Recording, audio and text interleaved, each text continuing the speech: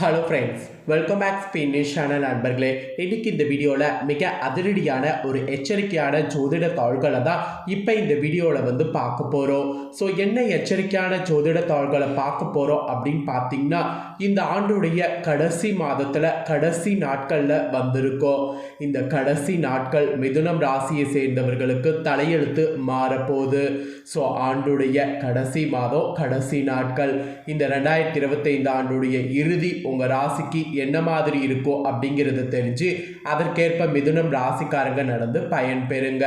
மிதுனம் ராசிக்கு இந்த ஆண்டுடைய இறுதி நாட்கள் சுபமாக இருக்குமா இல்லை அசுபமாக இருக்குமா அப்படிங்கிறத கிரகங்கள் மூலிமா சொல்ல போகிற. ஸோ என்ன பலன் கிடைக்கும் அப்படிங்கிறத தெரிஞ்சு அதற்கேற்ப நடந்து பலன் பெறுங்க. மிதுன ராசிக்காரங்க மிருகசீரிடம் 3-4 பாதம், திருவாதுரை, புனர்பூசம் 1-2-3 பாதங்களில் பிறந்தவங்களுக்கு நான் சொல்லக்கூடிய கணிப்பு கரெக்டாக இருக்கும். ஸோ மிதுன ராசி இந்த நட்சத்திரத்தில் பிறந்தவங்க வீடியோவை ஃபுல்லாக பாருங்கள். முதல்ல உங்களுக்கு கிரகநிலை என்ன மாதிரி அமைஞ்சிருக்கு அப்படிங்கிறத சொல்கிறேன். கிரகநிலை என்ன மாதிரி அமைஞ்சிருக்கு அப்படிங்கிறத தெரிஞ்சுக்குங்க. தனவாக்கு குடும்பஸ்தானத்தில் குரு வக்ரத்தோடு இருக்கிறாரு. தைரிய வீரியஸ்தானத்தில் கேது இருக்கிறாரு. பஞ்சமஸ்தானத்தில் புதன் இருக்கிறாரு. ரணருண ரேகஸ்தானத்தில் சூரியன், செவ்வாய், சுக்கிரன் இருக்கிறாங்க. பாக்கியஸ்தானத்தில் சனி, ராகு இருக்கிறாங்க. தொழில் ஸ்தானத்தில் சந்திரன் இருக்கிறாங்க. இந்த மாதிரி தான் ஆண்டுடைய கடைசி நாட்கள் கிரகநிலைகள் அமைஞ்சிருக்கு. இந்த மாதிரி கிரகநிலைகள் அமைஞ்ச அடிப்படையில் தான் உங்களுக்கு பலன்கள் என்ன கிடைக்குங்கிறது குறிப்பிடப்பட்டிருக்கு. அந்த பலன்களை இப்போ இந்த வீடியோவில் அதிரடியாக உங்களுக்கு ஷேர் பண்ண போகிறேன். ஸோ என்ன பலன்கள் அப்படிங்கிறத தெளிவாக இந்த வீடியோவில் தெரிஞ்சுக்குங்க. அந்த பலன்களை தெரிஞ்சு அதற்கேற்ப நடந்து பலன் பெறுங்க.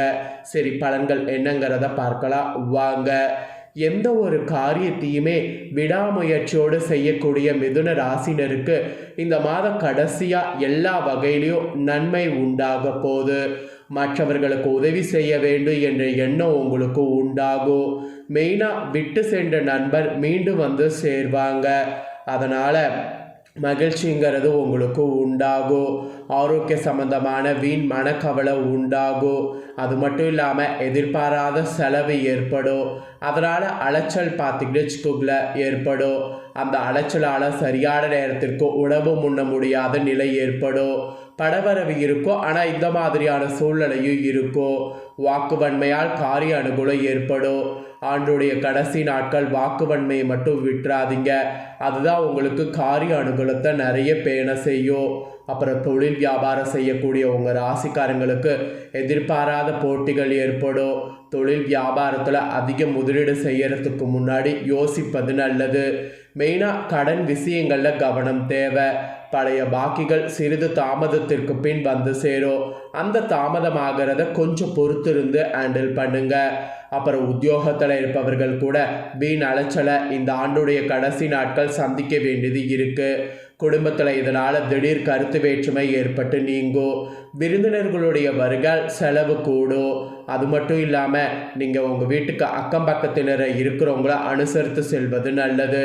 வாகனங்களில் செல்லும்போது நெடுதூர பயணங்களில் போது கவனமாக இருப்பது நல்லது. இல்லைனா உங்களுக்கு தான் பெருத்த ப்ராப்ளம் வர வாய்ப்பு இருக்குது. பெண்களுக்கு கூட வீண் அலைச்சல்கள் உண்டாகும். மற்றவர்களுக்கு உதவியில் செய்வதில் இன்ட்ரெஸ்ட் ஏற்படும்.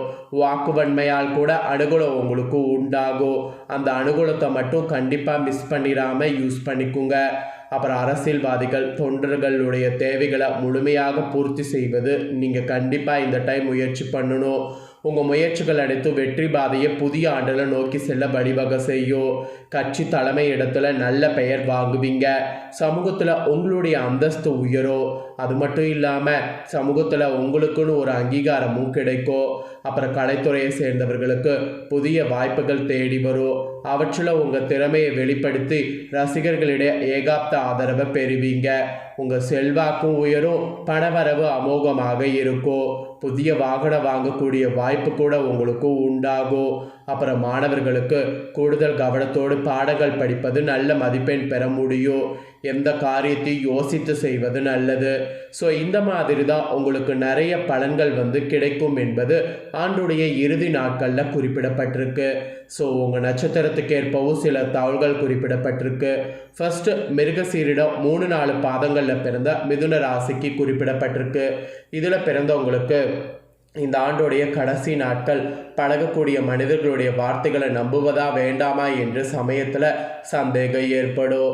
சனி சஞ்சாரத்தால் வாழ்க்கையில் பிடிப்போ ஆர்வமோ இல்லாமல் சலிப்பை உண்டாக்கினாலும் ராசிநாதன் பலத்தால் பாதிப்பை உண்டாக்காம காப்பாற்றி வருவார்.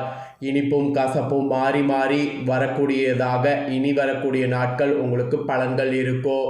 ஸோ அதனால் மிருகசீரிடம் 3-4 பாதங்களில் பிறந்தவங்க கொஞ்சம் எச்சரிக்கையாக இருக்கிறது அவசியம். அப்புறம் திருவாதுரையில் பிறந்த மிதுனம் ராசிக்கு குறிப்பிடப்பட்டிருக்கு.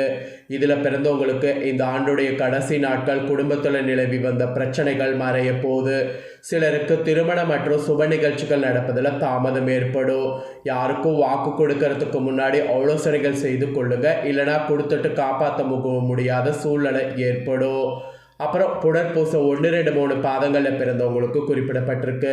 இதில் பிறந்தவங்களுக்கு இந்த ஆண்டுடைய கடைசி நாட்கள் பொருட்களை களவு கொடுக்க நேரிடலாம்.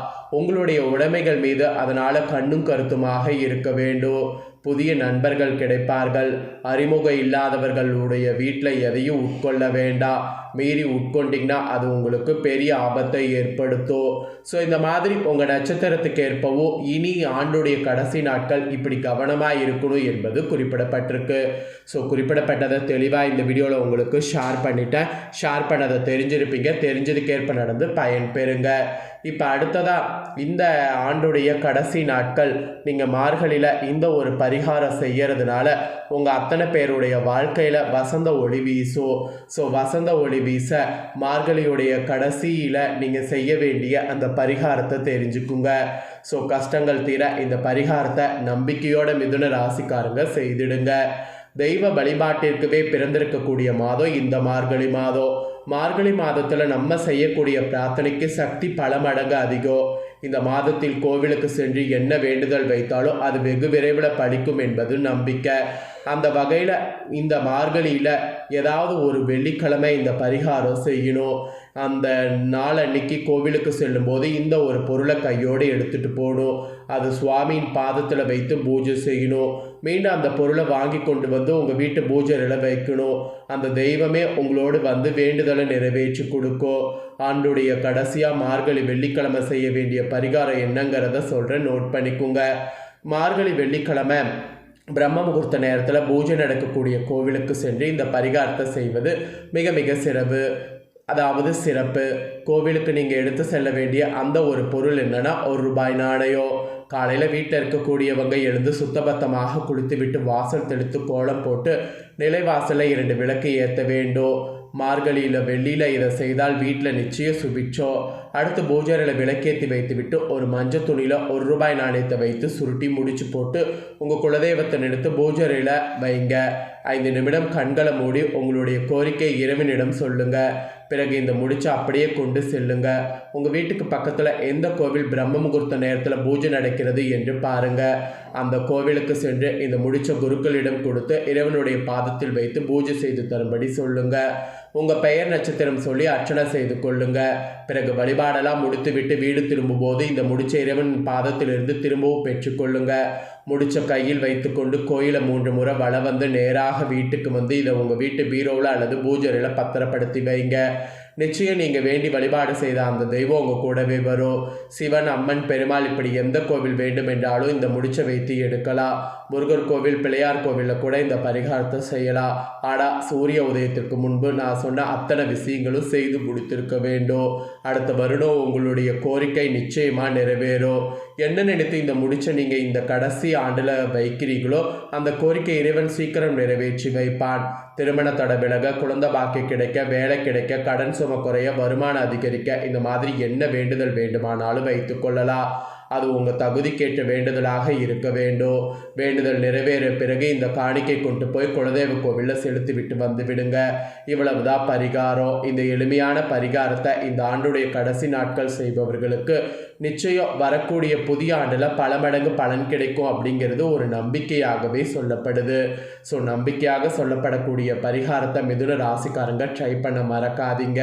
ட்ரை பண்ணி பலன் பெறுங்க. ஸோ இந்த வீடியோவை மிதுன ராசிக்காரங்க நீங்கள் பார்த்து பயன்பெறுவது போல் உங்கள் ஃப்ரெண்ட்ஸ் ஃபேமிலியில் இருக்கிறவங்க பார்த்து பயன்பெறணும் அப்படின்னு நினச்சிங்கன்னா வீடியோ லைக் பண்ணி உங்கள் ஃப்ரெண்ட்ஸ் ஃபேமிலிக்கு ஷேர் பண்ணுங்கள். உங்கள் ஃப்ரெண்ட்ஸ் ஃபேமிலியில் இருக்கிறவங்களும் உங்களை போல் மிதுன ராசிக்காரங்களாக இருந்தாங்கன்னா இந்த தாள்களை பார்த்து இதை தெரிஞ்சு இதற்கேற்ப நடந்து பலன் பெறட்டும். இதே போல் புதிய அப்டேட்டான நிறைய வீடியோ நம்ம சேனலில் போடப்படும். அதே எல்லாமே உடனுக்குடனே தெரிந்து கொள்ள மறக்காமல் நம்ம சேனலை சப்ஸ்கிரைப் பண்ணுங்க, கூட பெல் பட்டனை ப்ரெஸ் பண்ணுங்கள்.